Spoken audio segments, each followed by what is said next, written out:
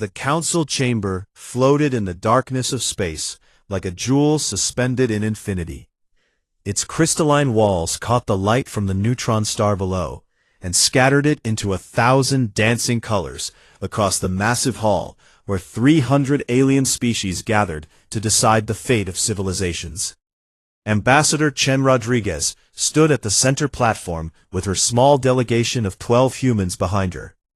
She wore the formal diplomatic uniform of Earth, simple dark blue with silver trim that looked plain and almost primitive, compared to the glowing robes and bioluminescent carapaces of the alien representatives surrounding them on tiered seats that rose up in concentric circles toward the domed ceiling high above. Members of the Galactic Council, Rodriguez began, in clear measured tones that the translation matrix carried to every species in their own languages. Humanity comes before you today after 50 years as probationary observers. Your laws, and contributed where we could.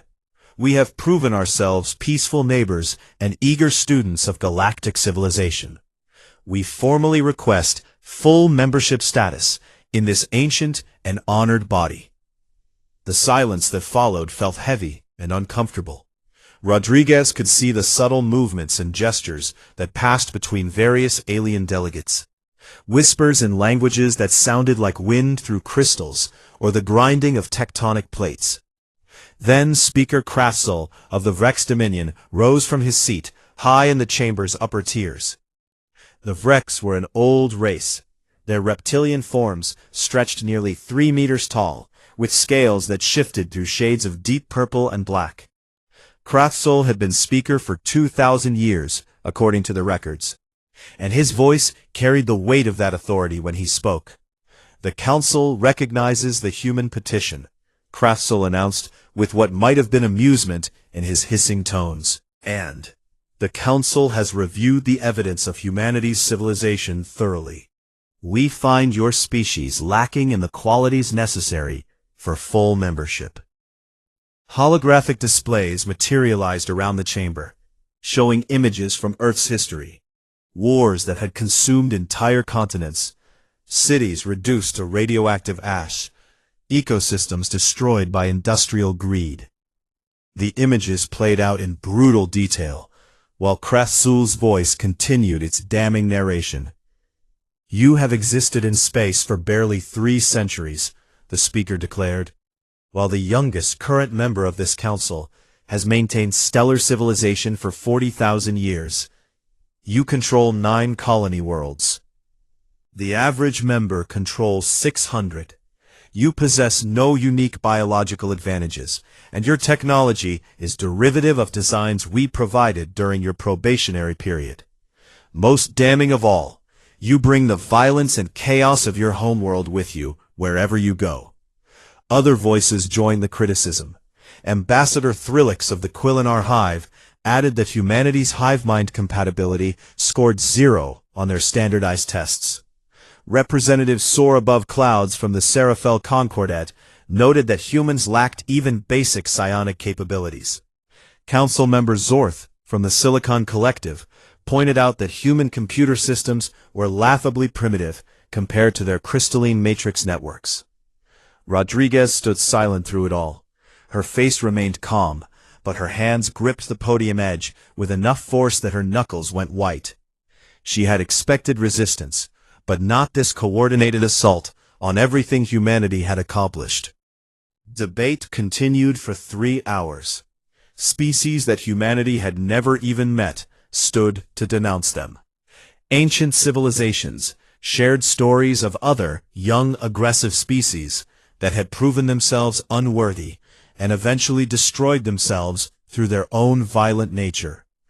The Methane Breathers Alliance abstained from comment, but their representatives' body language suggested contempt. Even the normally diplomatic Photon Shepherds remained silent rather than defend the human petition. Finally, Kratzul called for the vote. The chamber's central display showed each species' choice in real time as the tally climbed. 273 votes against humanity's membership, 22 abstentions, 5 votes in favor from the youngest and most idealistic species, who had themselves only recently gained full status. "The petition is denied," Krathzul announced, with what was definitely satisfaction in his voice now. "But the Council recognizes that simply denying membership provides no path forward. Therefore we propose Resolution 4478 to address the human question permanently." The resolution appeared on every display. Humanity would be restricted to their current 9 colony worlds. No expansion beyond a 20 light-year radius from Earth for 500 years. All human ships would require Council approval before traveling beyond that boundary. Trade would be limited to approved partners only, and the restrictions would remain in place unless humanity could prove their worth through an impossible challenge. "You will solve the Kepler enigma," Krathzul declared, as gasps and clicking sounds of surprise rippled through the chamber. "This mathematical cosmological puzzle has remained unsolved for 8 million years. Every species in this council has attempted it and failed. If humanity can succeed where we have not, then perhaps you deserve a place among us. You have 500 years to present your solution, or accept permanent observer status with no expansion rights." Rodriguez felt the anger rising in her chest like fire. This was not justice, but humiliation. They were offering an impossible task, knowing humanity would fail, and then using that failure to justify keeping humans confined to their tiny corner of space forever. She looked back at her delegation and saw the same fury reflected in their eyes. But she also saw something else: determination. The same stubborn human refusal to accept defeat that had driven their ancestors to cross oceans in wooden boats and then cross the void of space in metal cans filled with explosives. If the galaxy wanted to see what humans could do when backed into a corner, then humanity would show them.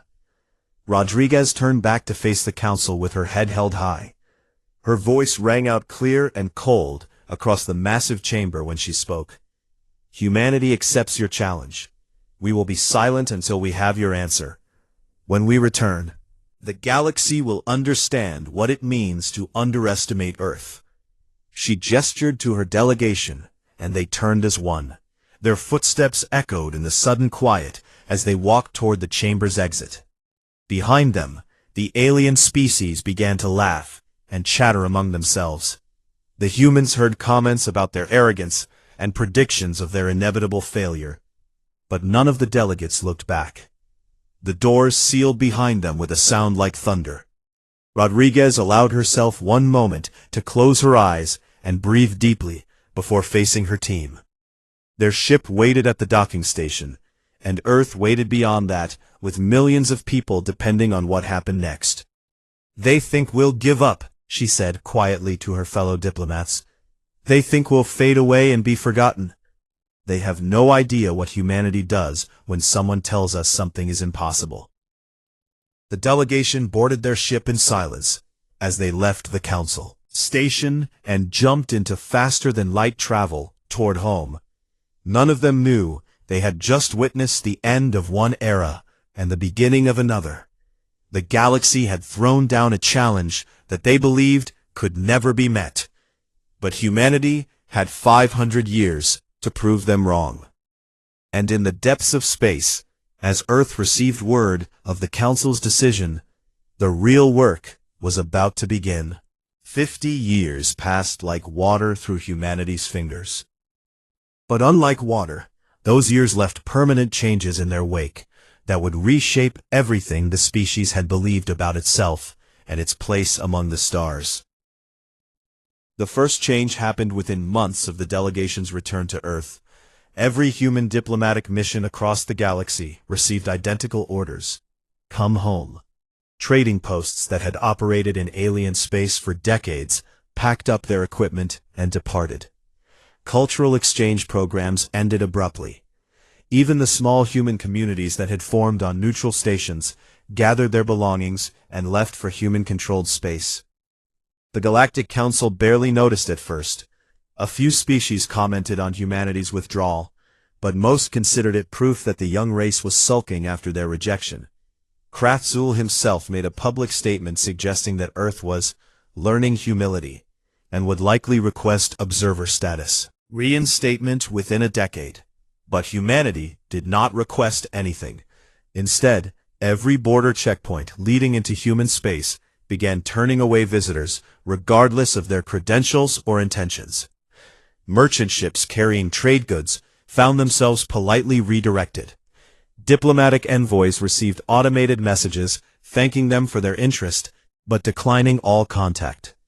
Even emergency beacons from ships in distress near human territory were answered with rescue drones that provided aid and then escorted the vessels away from the boundary. The second change was the silence itself. For the first time in 3 centuries, human transmissions stopped reaching the wider galaxy. Where once there had been radio broadcasts and data streams and all the normal chatter of a spacefaring civilization, now there was nothing but empty frequencies. It was as if someone had drawn a curtain across an entire section of space and locked the door behind it. Other species found this amusing. Jokes circulated through galactic networks about humans taking their toys and going home. But as years turned into decades, amusement gave way to curiosity, and then to something approaching concern. The Vrex Dominion sent spy drones into human space 5 years after the silence began. Sophisticated machines worth more than most planetary economies that could slip past almost any detection grid. All 17 drones vanished without sending back a single byte of data. 3 more attempts over the next decade yielded the same results: complete loss of every probe that crossed the boundary. The Quillinar Hive tried different tactics. They attempted to infiltrate human computer networks through quantum-encrypted channels that they believed were undetectable. Every attempt met digital walls that their best hackers could not penetrate. Worse, some of their intrusion programs returned carrying viruses that damaged Hive systems before they could be isolated. After losing 2 major data centers, the Quillinar stopped trying. Even the Serafel Concordat, with their advanced sensor technology, could learn nothing useful. Their long-range scans of human space showed the expected 9 colony worlds and normal traffic between them. But detailed analysis revealed subtle inconsistencies in the data that suggested they were seeing exactly what someone wanted them to see, rather than actual real-time information. Strange reports began filtering in from the border regions. A merchant captain claimed to have seen massive construction frameworks in deep space near human territory, but could provide no sensor logs to support his story. An automated mining station detected gravitational anomalies consistent with large mass movements, but the readings vanished before confirmation. Most disturbing were the occasional energy signatures that violated known physics by several orders of magnitude, appearing for nanoseconds before disappearing completely. The Galactic Council commissioned a study to investigate these reports 20 years into the silence. The conclusion was inconclusive. Either the reports were sensor glitches and hallucinations, or something significant was happening in human space that defied detection by conventional means. Speaker Kratzul dismissed the second possibility as paranoid fantasy. Humans were a primitive species playing games, nothing more. Life in the wider galaxy continued. The Council mediated a territorial dispute between the Methane Breathers Alliance and the Silicon Collective that had threatened to escalate into war. A new species called the Dultheron applied for membership and were granted probationary status after only 15 years of observation. Their technology was judged more advanced and their culture more peaceful than humanity's had been. Junior diplomats joining the Council service learned about Earth as a cautionary tale. Young species that had demanded too much and then withdrawn in shame when reality disappointed them. Senior members used humanity as an example when lecturing about the importance of patience and humility in galactic affairs. But there were a few voices of concern. Thresvani was a Serafel scholar who had spent her long life studying species development patterns across galactic history. She had opposed humanity's membership denial from the start, not because she thought them ready, but because she believed the Council's approach was counterproductive. 30 years into the silence, Thresvani presented a paper at the Council's Academic Assembly, warning that humanity's behavior matched historical patterns of species undergoing rapid, forced evolution. Her data showed that every time a young species had been simultaneously challenged and isolated, they either collapsed completely or emerged transformed in ways that shocked their neighbors. Silence from a wounded predator is more dangerous than its roar, she concluded in her presentation. Humanity has not forgotten us. They are preparing for something, and we should be very concerned about what happens when their preparation is complete. The Academic Assembly thanked her for her interesting perspective and moved on to other topics. Kratzul himself attended and made a point of publicly disagreeing with her conclusions. Humans were not predators being cornered, he argued, but children being disciplined. The galaxy was perfectly safe, and the Council's decision had been correct. Thresvani tried to push her concerns through official channels, but found little support. The Council was comfortable in its ancient patterns, and humanity was not important enough to justify changing those patterns. She filed her reports and watched the calendar count down the years with growing unease.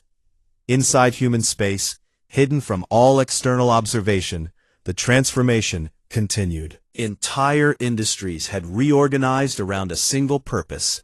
Every research facility focused its efforts on the same impossible goal. Education systems restructured themselves to produce the specialists needed for the great work. And slowly, painfully, through decades of failures and breakthroughs, humanity began to see the shape of something the galaxy had declared unsolvable.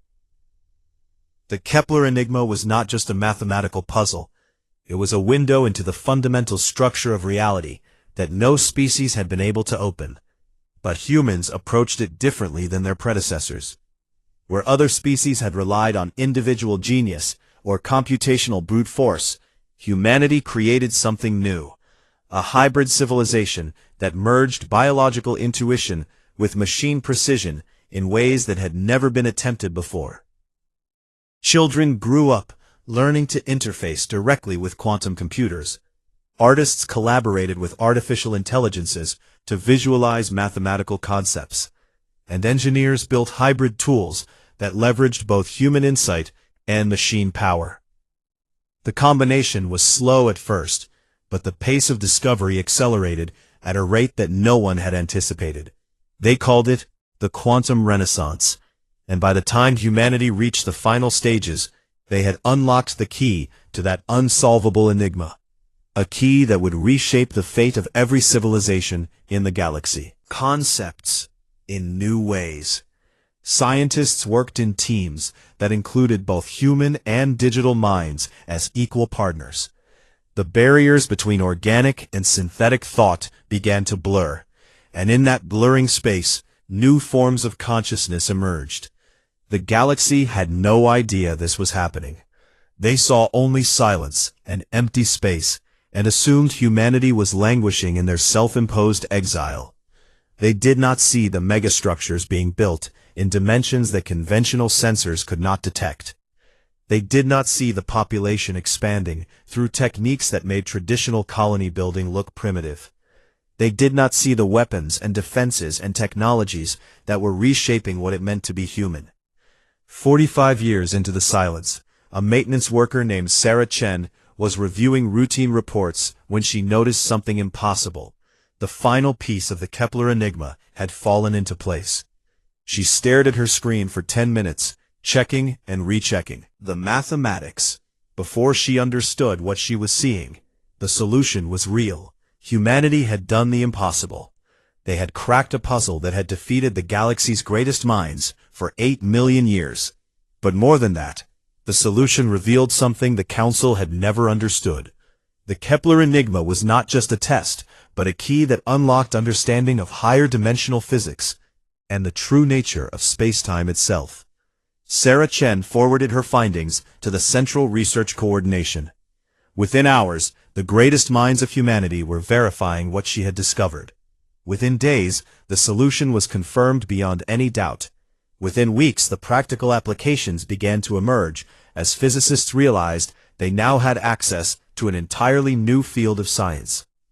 And in the government centers of Earth and her colonies, leaders looked at each other and smiled. 50 years of silence was about to end. The message arrived during a routine administrative session of the Galactic Council. Delegates were reviewing trade quotas and discussing mineral rights in the Horsehead Nebula region, when the chamber's communication system suddenly activated with a priority signal. Every screen in the massive crystalline hall displayed the same notification. Official diplomatic transmission from Earth, using authenticated credentials that had not been active for 50 years. The chamber fell silent as 300 species stopped their conversations and turned their attention to the message display. Humanity requests an audience to present our findings on the Kepler Enigma. The text was simple and direct, without elaboration or explanation. It sat there on the screens like a challenge carved in stone. The silence lasted perhaps 5 seconds, before the chamber erupted into chaos. Delegates shouted in hundreds of languages, creating a cacophony that the translation matrix could not contain. Barely process. Some species accused Earth of deception, while others laughed at what they assumed was a desperate bluff. Several younger delegates had to ask their seniors what the Kepler Enigma even was, since 50 years had passed, and institutional memory was short. Speaker Krath-Zul was old now, even by Vrek standards. His scales had faded to pale gray, and his movements were slower than they had been when he last faced human delegates. But his voice still carried authority when he called for order, and the chamber gradually quieted. "This is clearly a fabrication," announced Representative Zorth from the Silicon Collective. "No species has solved the enigma in 8 million years. The probability that humans succeeded where we all failed approaches 0. "Perhaps they wish to present a partial solution," suggested Soar Above Clouds from the Serafel Concordat. "Or maybe they hope to negotiate a reduction in their restrictions by showing good faith." Effort. Thresvani stood from her seat in the academic observer section. She was ancient now, and her feathers had gone completely white, but her eyes were still sharp when she addressed the council. "We should hear what they have to say.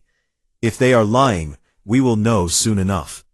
But if they are telling the truth, then the galaxy may be about to change in ways we cannot predict." Kratzl considered this. His political instincts told him to deny the request and maintain humanity's isolation. But his curiosity was stronger, and perhaps there was some small part of him that wanted to see the humans humiliated one final time when their bluff was called. "Very well," the speaker declared. "Earth's delegation will be granted an audience at the next full session in 30 days. Let us see what these silent children have been doing with their time." The council chamber filled again, 30 days later, with every seat occupied. That humanity was returning after half a century, and species that normally sent junior representatives made sure their senior diplomats were present. Some came expecting entertainment, while others came out of genuine curiosity about what the isolated humans might present. When the chamber doors opened, Ambassador Chen Rodriguez entered first. She was older now, with gray streaking through her dark hair, but she walked with the same confidence she had shown 50 years before. Behind her came 12 humans, but they were not the same delegation that had left in shame decades ago. These humans moved differently. Their steps were perfectly synchronized, without appearing rehearsed. Their eyes seemed to track everything in the chamber simultaneously, as if processing multiple data streams at once.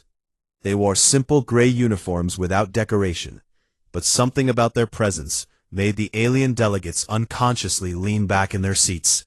On pleasantries or apologies, she walked directly to the central platform and activated the holographic display system with a gesture that suggested she had intimate familiarity with technology she should not have been able to access.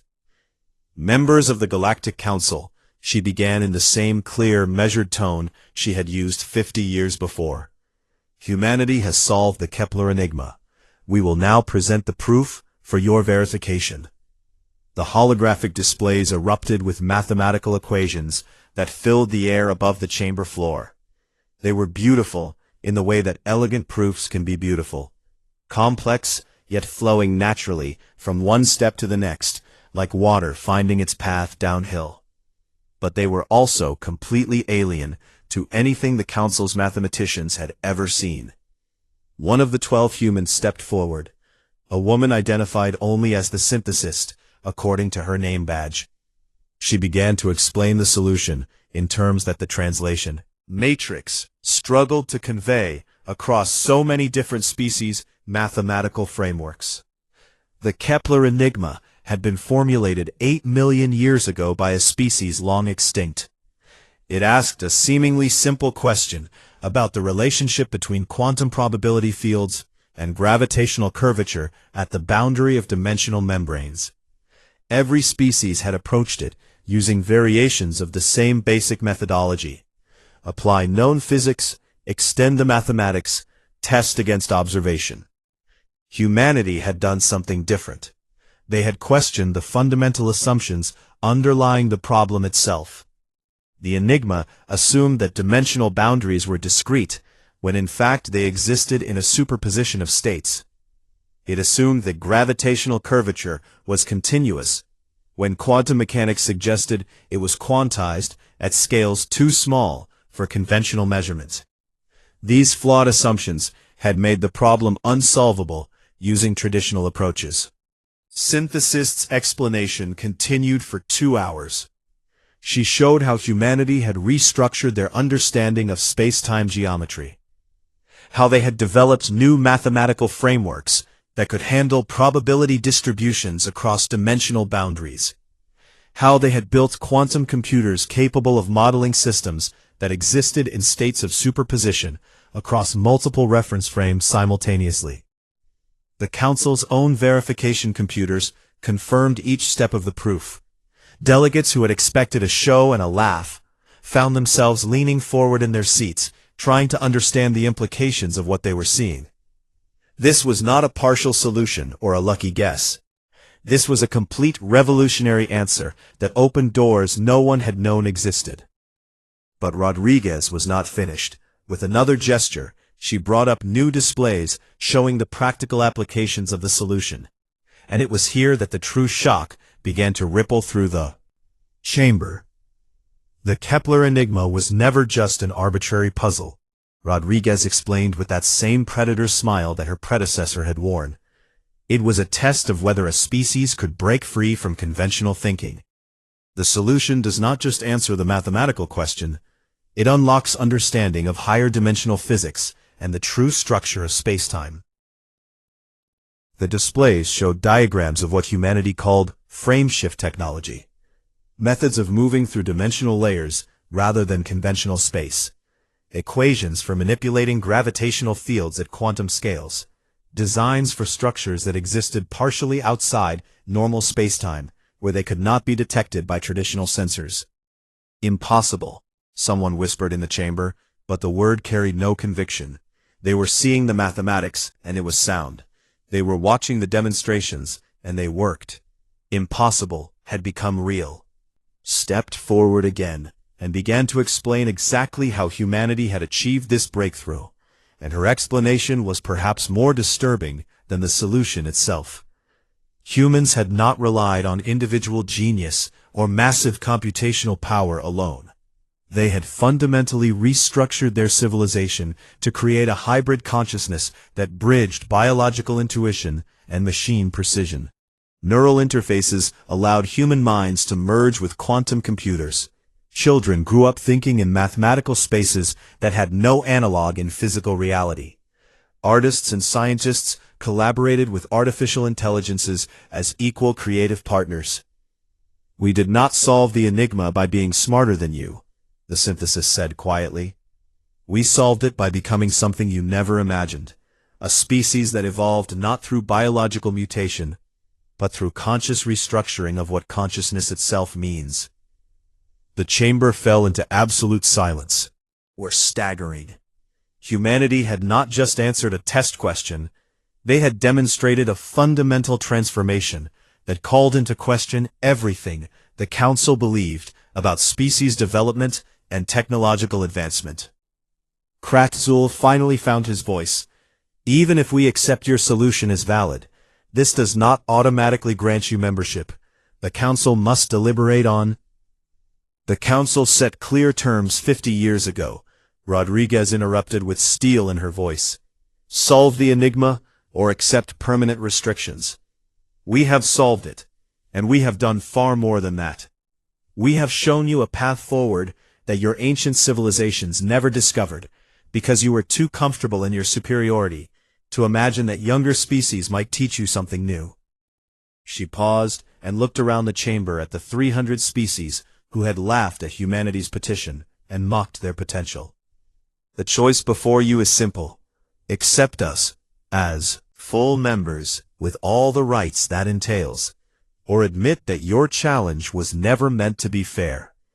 Admit that the Galactic Council fears change more than it values truth. The session dissolved into chaos as delegates demanded verification, called for recesses, and argued among themselves about what humanity's return meant for the carefully balanced power structures that had governed the galaxy for millions of years. But through it all, the 12 humans stood calm and silent on the chamber floor, waiting for the galaxy to catch up to what they had become.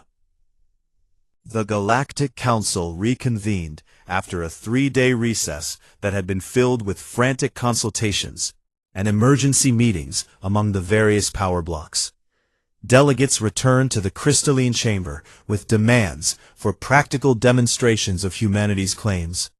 After all, mathematics on a screen could be verified, but that did not prove the technology actually worked. Rodriguez had been expecting this. She nodded to her delegation and gestured toward the viewing screens again. New data began to flow into the Council's systems, this time showing detailed scans and recordings of what humanity had built during their 50 years of silence. The first revelation was the scope of human expansion. The Council had restricted them to 9 colony worlds within a 20-light-year radius, and assumed those boundaries were being maintained. The truth was far more complex. We complied with the letter of your restrictions, Rodriguez explained, as the displays showed a 3-dimensional map of human space. We remained within 20 light-years of Earth, using conventional spatial measurement. However, dimensional physics allows for significant variation in what distance actually means. The map began to shift and rotate through dimensions that most species could barely conceptualize. What had appeared to be 9 scattered colony worlds suddenly revealed themselves as 73 fully developed planets, connected through dimensional pathways that made traditional distance calculations meaningless. A journey that would take months using conventional faster-than-light travel could be completed in hours using frame-shift technology. The chamber erupted with protests. This was clearly a violation of the spirit of the restrictions, even if technically legal. But Rodriguez cut through the noise with a simple question. Did the Council specify which dimensional framework should be used for measuring distance?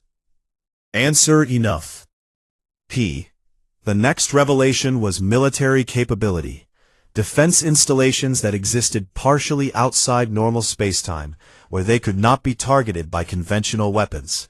Ships that could appear anywhere within their operational range without warning, by sliding through dimensional membranes. Energy shields that manipulated gravitational fields at quantum scales to become nearly impenetrable. A Vrex military advisor ran tactical simulations in real time and arrived at conclusions that visibly shook him. In a direct conflict scenario, humanity could potentially challenge the combined might of the Council's top 50 military powers. This was not boasting or exaggeration. The mathematics supported it, and the technology was real. Representative Thrillix, of the Quillinar Hive, demanded to know how humanity had acquired the industrial capacity to build such extensive infrastructure in only 50 years. The answer was almost as shocking as the military revelations. Dimensional forges allowed humans to extract resources from parallel energy states. What appeared to be a small mining operation in conventional space could access material reserves equivalent to entire asteroid belts through dimensional manipulation. Automated systems run by hybrid human-AI consciousnesses could work continuously without fatigue or error. Construction in folded space allowed for megastructures that would be impossible to build using normal physics. Our industrial output increased by a factor of 10,000, one of the human engineers reported matter-of-factly. We are currently operating 73 fully developed worlds, 14 habitat stations, each capable of housing 5 billion individuals, and resource extraction networks that span dimensional boundaries. Our population has grown from 11 billion to 43 billion across all territories. Soar above clouds from the Serafel Concordat asked the question many delegates were thinking: how did your population grow so quickly without immigration from other species? The answer came from a human identified as a genetic specialist. We extended human lifespan through cellular regeneration techniques, reduced infant mortality to near zero through advanced medical intervention, and increased birth rates by solving resource scarcity through dimensional extraction. When a species has unlimited resources and no external threats, population growth follows naturally. But it was the final revelation that truly shook the Council to its foundations. The humans displayed brain scan imagery showing neural structures that looked nothing like baseline human neurology from 50 years ago.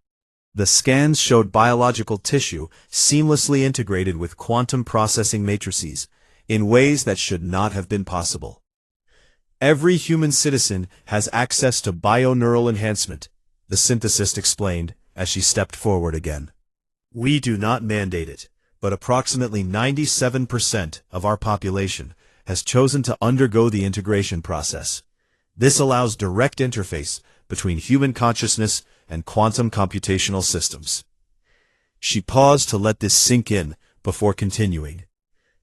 In practical terms, this means every enhanced human can process information at speeds previously possible only with supercomputers, can access our collective knowledge base instantaneously, can collaborate with others through direct neural connection, and can perceive and manipulate dimensional mathematics in ways that unenhanced minds cannot. You have turned yourselves into machines, Kratzul said, with undisguised horror in his voice. No, the synthesist replied calmly. We have transcended the artificial boundary between biological and synthetic intelligence. We are still human in every way that matters. We feel emotion. We create art. We love and laugh and dream. But we are also something more. Something your species never imagined, because you were trapped by the assumption that consciousness must be purely organic or purely synthetic. Never both. The implications rippled through the chamber. If every human was effectively a living supercomputer, with access to collective knowledge and computational power beyond anything the Council possessed, then humanity's advancement was not slowing down, but accelerating. Each generation would be more capable than the last. Within another 50 years, they might leap ahead by factors that made the current gap look trivial. Fresvani requested permission to speak, and Kratzul granted it with visible reluctance. The old Serafel scholar had been studying the data carefully, and her analysis was characteristically blunt. The Galactic Council faces a choice, she said in her creaking voice that still carried authority. We can accept reality, or we can hide from it. The reality is that humanity has accomplished in 50 years what most species require 50,000 years to achieve. They did this not through luck, but through a fundamental rethinking of what a civilization can be.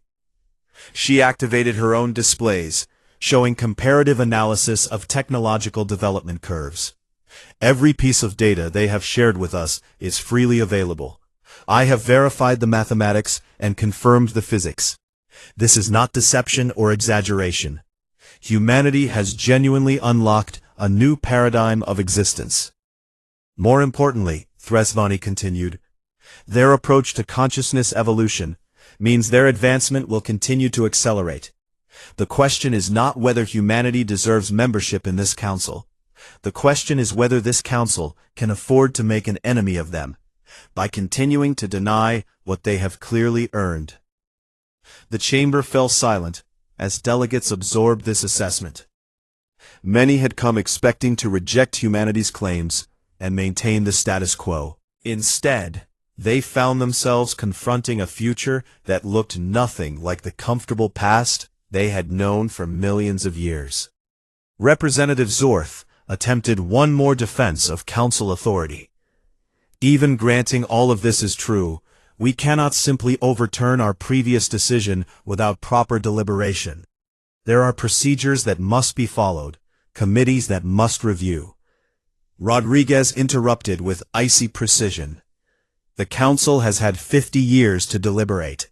You set an impossible challenge, expecting us to fail. You assumed we would quietly accept our place as inferior beings, confined to our little corner of space. You were wrong. She looked directly at Krathzul as she continued. Speaker, you personally declared that solving the Kepler enigma would prove humanity's worth.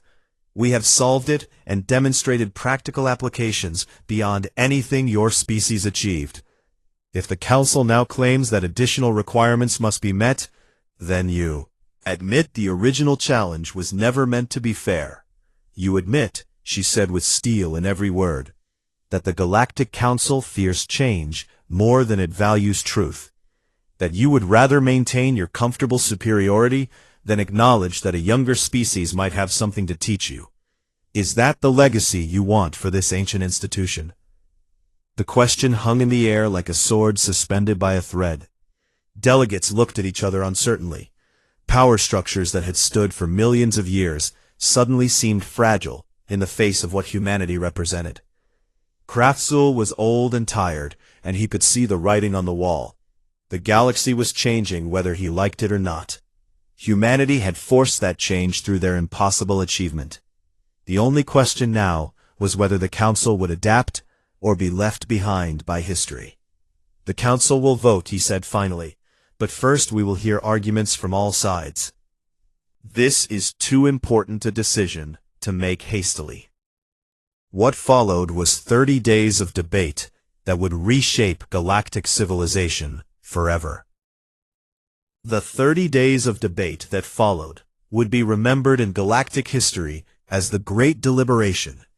Every faction in the Council argued their position with passion and calculation as they wrestled with what humanity's return meant for the carefully balanced power structures that had governed civilized space for millions of years.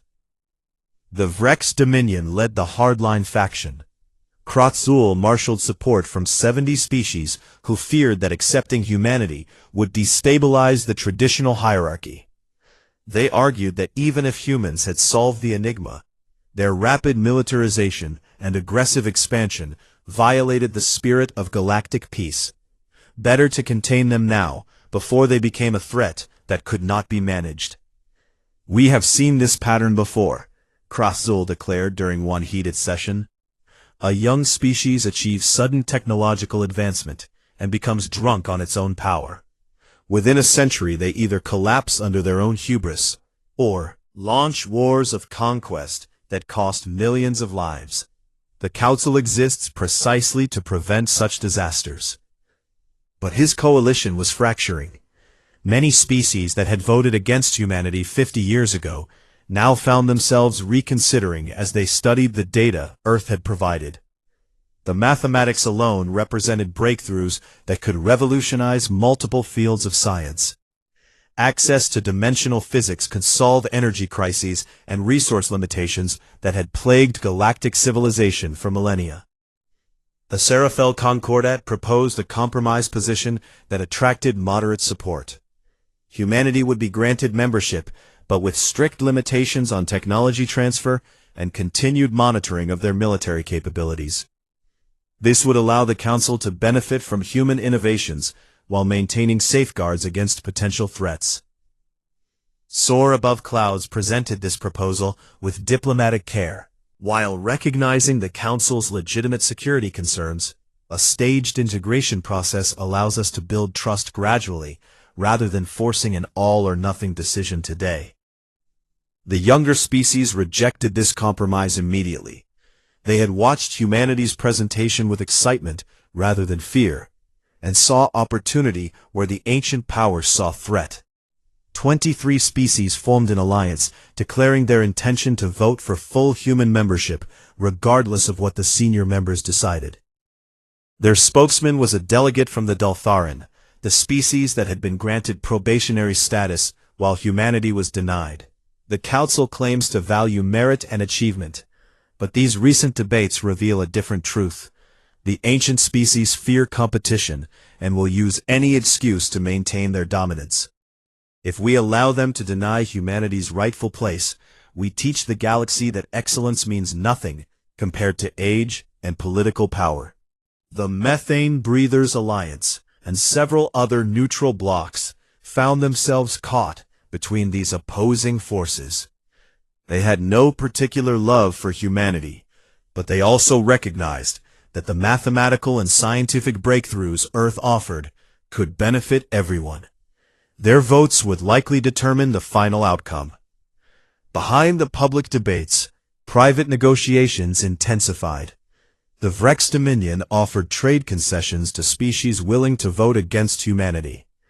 Earth's delegation countered by offering direct access to dimensional physics research to anyone who supported their membership. Alliances shifted daily as delegates calculated their interests against the changing political landscape. Thresvani watched all of this with growing frustration. She had spent decades studying species development patterns, and she understood what the Council refused to see. Humanity's transformation was irreversible, and attempting to contain them would only lead to greater consequences. Create conflict. The wise path was acceptance and cooperation, but wisdom seemed in short supply. On the 15th day of deliberations, she requested a full council audience to present her final analysis. When she stood before the assembled delegates, her white feathers seemed to glow in the chamber's light, and her voice carried the weight of centuries of scholarship. I have studied humanity carefully since before their first contact with galactic civilization, she began. I oppose their initial membership application not because I thought them unworthy, but because I believed they needed more time to mature. I was wrong. She activated displays showing comparative data across thousands of species and millions of years. Every civilization follows certain developmental patterns. Most progress slowly and steadily, building on accumulated knowledge over vast timescales. But occasionally, a species achieves what I call transformation breakthrough, restructuring of their capabilities that allows exponential advancement. Humanity has achieved this breakthrough, Thresvani continued. Their integration of biological and synthetic consciousness represents something genuinely new in galactic history. Attempting to restrict or control them now is futile, because their advancement will continue regardless of what we decide. The only question is whether they advance as our partners or as an independent power that owes us nothing. She looked directly at Kraftzool. Speaker, you fear that accepting humanity will destabilize the Council's authority. But I tell you that rejecting them will guarantee that outcome. If we deny them membership after they met our challenge, we prove ourselves hypocrites who cannot be trusted. If we accept them, we demonstrate that the Council values merit over politics and remains relevant in a changing galaxy. The speech swayed many undecided delegates, but the hardliners remained unconvinced. Kraftzool argued that Thresvani's analysis ignored the military threat humanity represented. Several species demanded guarantees that Earth would not use its technological advantages to dominate weaker civilizations. Rodriguez addressed these concerns directly during the final debate session. The Council fears humanity will become conquerors, but this fear reveals more about you than about us. Yes, we have military capabilities that match or exceed many of yours. We developed these capabilities because 50 years ago you restricted our expansion and challenged us to prove ourselves. Did you expect us to do so without protecting our own interests? She paused, and her expression softened slightly. But we did not spend 5 decades developing weapons. We spent them developing understanding. Every advancement we made in dimensional physics opens possibilities for cooperation and mutual benefit. We are offering to share all of this freely with species who treat us with respect and honesty. Humanity does not want dominance, Rodriguez continued. We want partnership.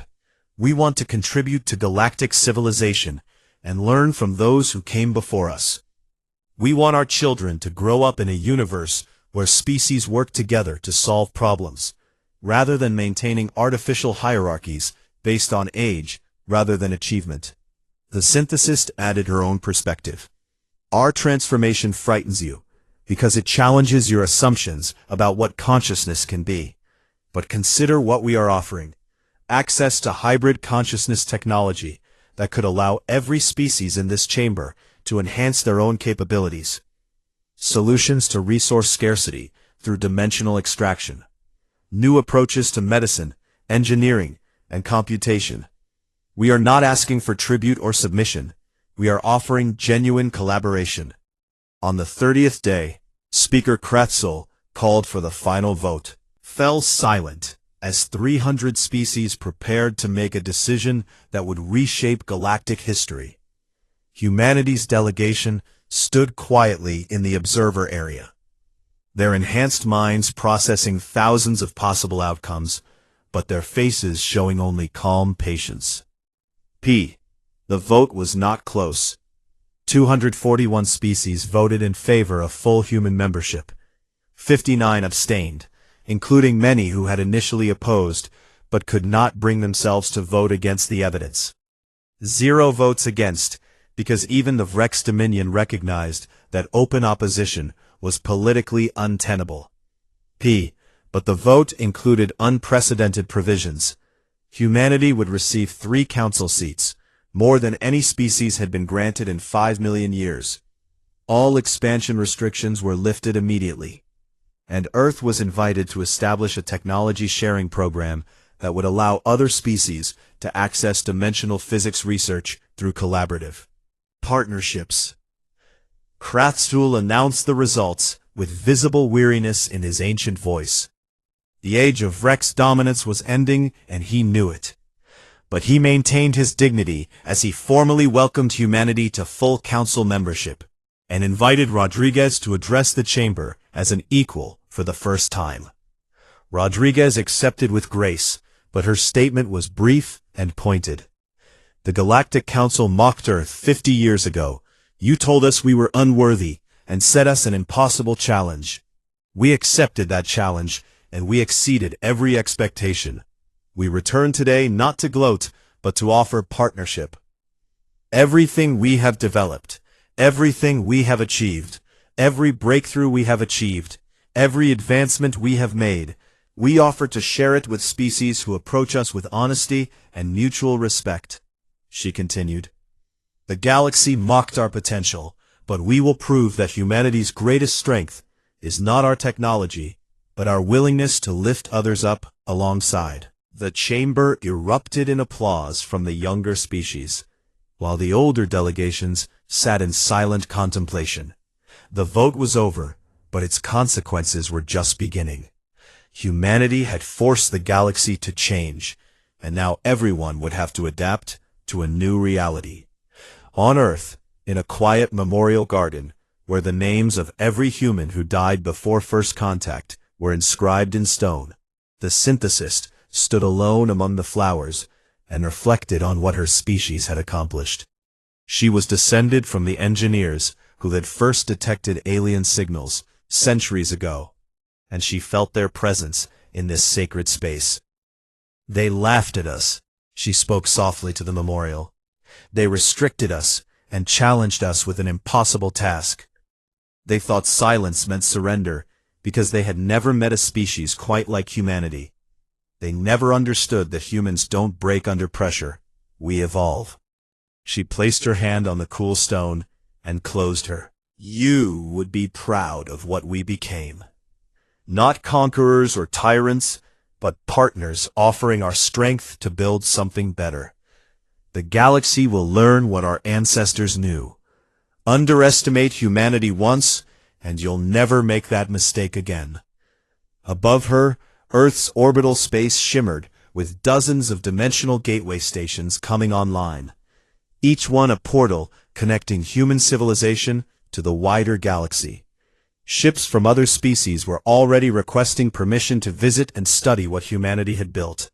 Scientists from across known space were submitting applications to join collaborative research programs. The age of mockery had ended. The age of humanity had begun.